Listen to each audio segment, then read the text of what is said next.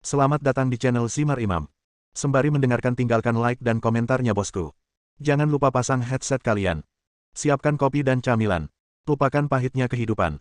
Mari kita dengarkan sambil rebahan. Penembak jitu terbaik. Bab 83. Lian berganti pakaian normal dan mengikuti Zhou Yutong ke bawah. Smith sudah menunggu di bawah, mengendarai jeep untuk membawa mereka berdua ke jalan yang lebih sejahtera. Mobil itu berputar beberapa kali dan berhenti di sebuah bar karaoke. Saya akan mengajak Anda menemui seorang informan, kata Smith setelah memarkir mobil.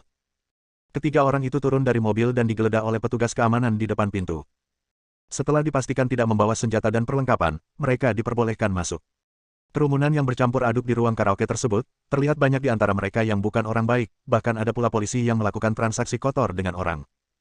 Smith mengetahui tempat itu dan membawa Lian dan Zhou Yutong ke lantai 2 dan berhenti di luar salah satu kamar pribadi. Sial, sial, sial. Smith mengetuk pintu 4 kali secara berirama. Klik. Terdengar suara membuka kunci dari balik pintu, lalu seorang pria parubaya botak dengan tato binatang di wajahnya membuka pintu. Setelah memastikan identitas Smith, ekspresi pria itu sedikit rileks. Namun, setelah melihat Lian dan Zhou Yutong, ekspresinya langsung menjadi tegang, dan bahunya bahkan bergerak. Lian, yang berdiri di belakang Smith, membanting pintu dengan keras, dan kemudian tubuhnya menyelinap melewati Smith. Pria itu menjerit kesakitan, dan pistol di tangan kanannya diambil oleh Ang Li. Ledakan. Lian mendorong pria itu ke tanah dan berteriak pelan, jangan bergerak. Hampir di saat yang sama, dia menempelkan moncong pistol ke kepala pria itu, dan dengan cepat mengamati ruangan untuk memastikan tidak ada potensi bahaya. Setelah melihat ini, Smith segera mengikutinya. Zhou Yutong tampak sangat santai, masuk ke dalam rumah dan menutup pintu. Jangan impulsif. Saudara Li, dia informan saya. Tadi itu salah paham, jelas Smith. Informan. Lian melirik pria di tanah yang terlihat gangster dan tidak terlihat seperti orang baik. Nah, informannya mungkin berpenampilan seperti ini agar dia bisa menyusup ke musuh. Lian berdiri dan mengeluarkan magasinnya, mengeluarkan amunisi dari ruang senjata dan mengembalikan senjatanya ke lawan. Sialan. Informan itu berteriak tidak senang setelah mengambil pistol, dan berteriak pada Smith dengan ekspresi keluhan di wajahnya, siapa keduanya? Seseorang yang dapat membantu kita menghadapi penembak jitu, jawab Smith. Sejak melihat keahlian menembak Ang Li, dia sangat percaya pada Zhou Yutong dan partainya. Mereka. Informan itu memandang Lian dan Zhou Yutong lagi. Kita tidak punya banyak waktu, jadi mari kita bicarakan berita yang kamu dapat. Smith tidak ingin membuang waktu. Informan duduk kembali di sofa, mengeluarkan jarum suntik dari bantalan sofa dan menyuntikkan cairan ke dalam tubuhnya. Racun. Lian mengerutkan kening. Smith sepertinya sudah terbiasa dan menunggu dengan sabar. Mencegah. Informan menghela nafas panjang, terlihat sangat nyaman, melemparkan jarum ke tempat sampah, mengulurkan tangannya kepada Smith dan berkata, beri saya uangnya dulu.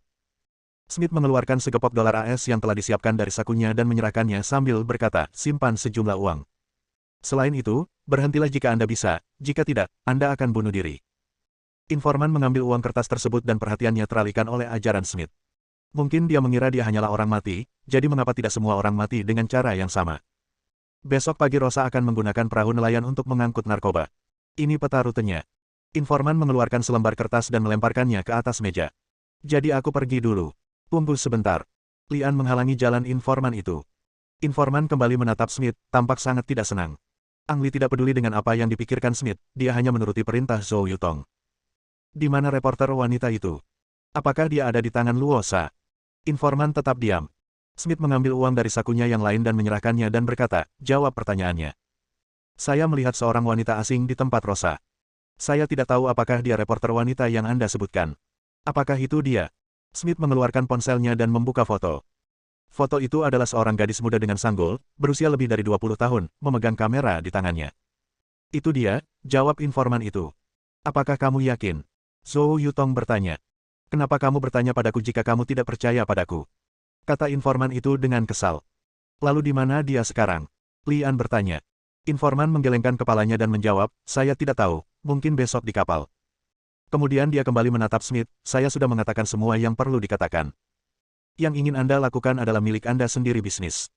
Zhou Yutong mengedipkan mata dan meminta Lian membiarkan informan itu pergi. Keluar dari sini dulu, kata Smith. Setelah meninggalkan bar karaoke, masuk ke dalam mobil dan berkendara di jalan raya, Smith berbicara lagi. Bagaimana menurutmu? Jika informanmu dapat diandalkan, kita harus pergi melihat kapal itu. Jawab Zhou Yutong. Smith sedikit mengernyit dan berkata dengan ragu-ragu, saya mungkin tidak memiliki tenaga di sini untuk menemani Anda. Tidak masalah, kita bisa pergi sendiri. Jawab Zhou Yutong. Tanpa bukti pasti, sangat sulit memobilisasi kekuatan Interpol. Apalagi Interpol baru membayar mahal di sini 2 hari lalu. Oke, aku akan pergi bersamamu.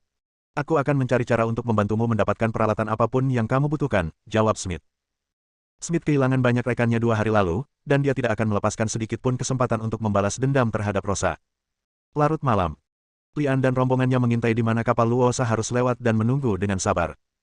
Keenam orang itu dibagi menjadi 3 kelompok. Lian dan Feng Baochai berada dalam satu kelompok, dengan Lian sebagai penembak jitu dan Feng Baochai sebagai pengamat, bersembunyi di arah jam 6 sungai. Bai Junan bertindak sebagai pengamat Zhou Yutong, bersembunyi di arah jam 8 sungai. Long San dan Smith mengambil senapan mesin berat dan menyembunyikannya di dekat posisi jam 3. Lokasi yang mereka pilih masih pojok. Kapal melambat saat berbelok, saat itulah kapal paling rentan terhadap serangan. Menunggu adalah ujian kesabaran, dan Ang Li serta timnya adalah orang-orang yang sangat sabar. Matahari fajar terbit dan menyinari bumi, namun perahu nelayan Luosha tidak muncul. Baru pada tengah hari sebuah perahu nelayan muncul di depan semua orang. Targetnya muncul. Ulangi, targetnya muncul, bersiaplah untuk bertarung. Bai Junan menyampaikan perintah Zhou Yutong melalui walkie-talkie.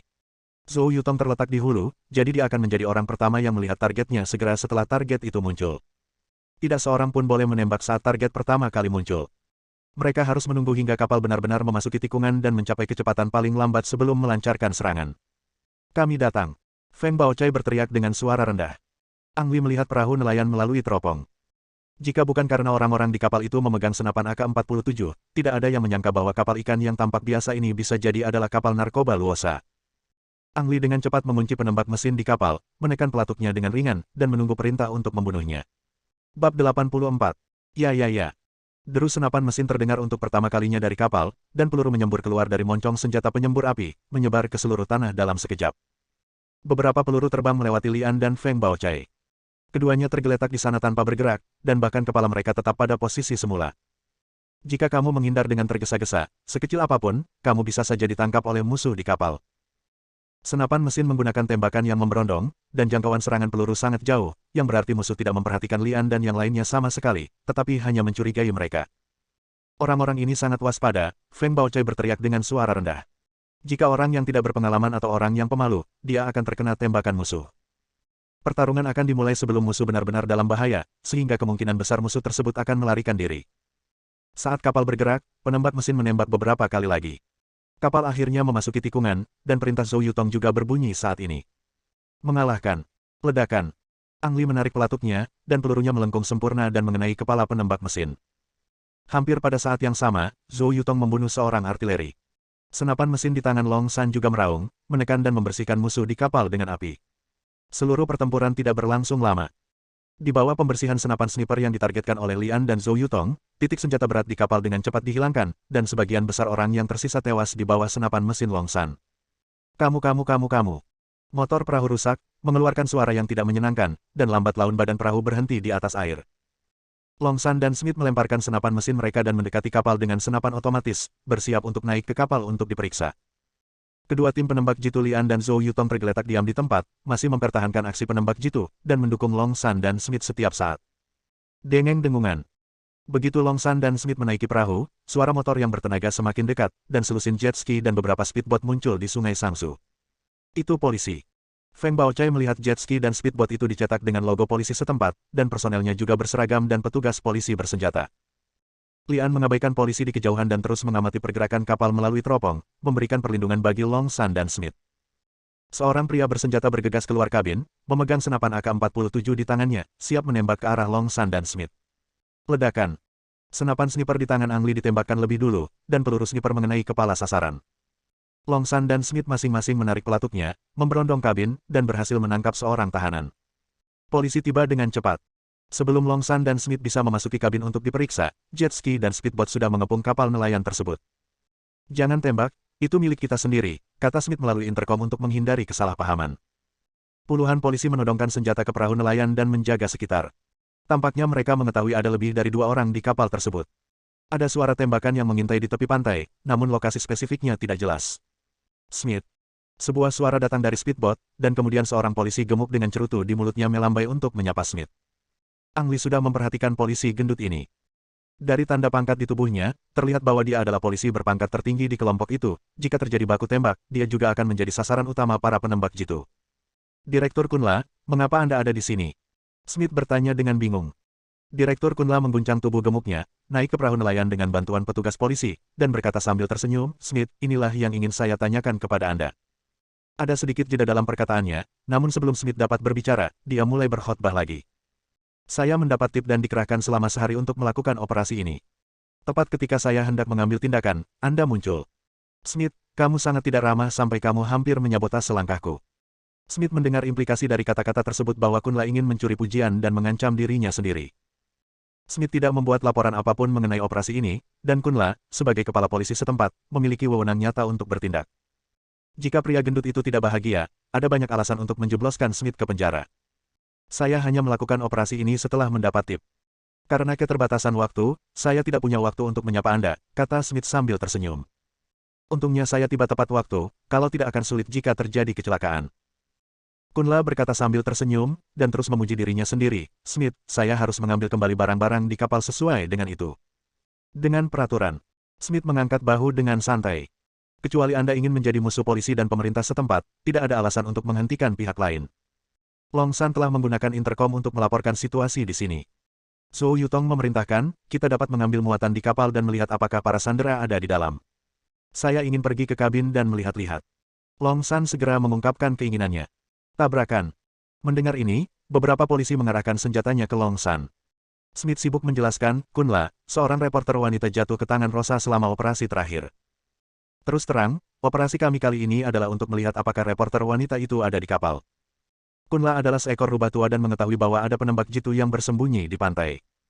Jika dia menolak, dia mungkin orang pertama yang mati di sini. Smith, kamu dan aku adalah teman lama. Bagaimana aku bisa tidak setuju dengan permintaan kecil ini? Kunla berkata sambil tersenyum, mengulurkan tangannya, tolong. Setelah mengatakan itu, Kunla mengedipkan mata, dan polisi menurunkan senjatanya, tetapi mengikuti Long San dan Smith ke dalam kabin. Kabinnya tidak terlalu besar, dengan tumpukan kotak-kotak dengan ukuran yang sama. Long San membuka kotak secara acak, dan obat putihnya terungkap. Wow! Polisi itu terlihat sangat gugup dan mengarahkan senjatanya ke Long San lagi. Long San berbalik dan memutar matanya, dan terus mencari di tempat lain, tetapi dalam pikirannya dia memperkirakan bahwa obat-obatan di kapal itu bernilai ribuan kilogram. Setelah menggeledah kabin, Long San melaporkan dengan sedikit kecewa. Tidak ada seorang pun di kapal. Mundur. Zhou Yutong memberi perintah. Smith menyapa Kunla, lalu pergi bersama Long San. Karena motor perahu nelayan rusak akibat baku tembak tersebut, Kunla memerintahkan masyarakat untuk memindahkan seluruh kotak berisi narkoba ke speedboat, kemudian meledakkan perahu nelayan tersebut dan menggiring tawanan tersebut pergi. Orang-orang ini benar-benar mendapat keuntungan. Feng Baochai berteriak dengan tidak senang. Semua orang melakukan pekerjaannya, tapi semua pujian jatuh ke tangan polisi. Zhou Yutong bertanya kepada Smith, apakah Kunla juga berpartisipasi dalam operasi saat Anda menyergap Luo saat terakhir kali?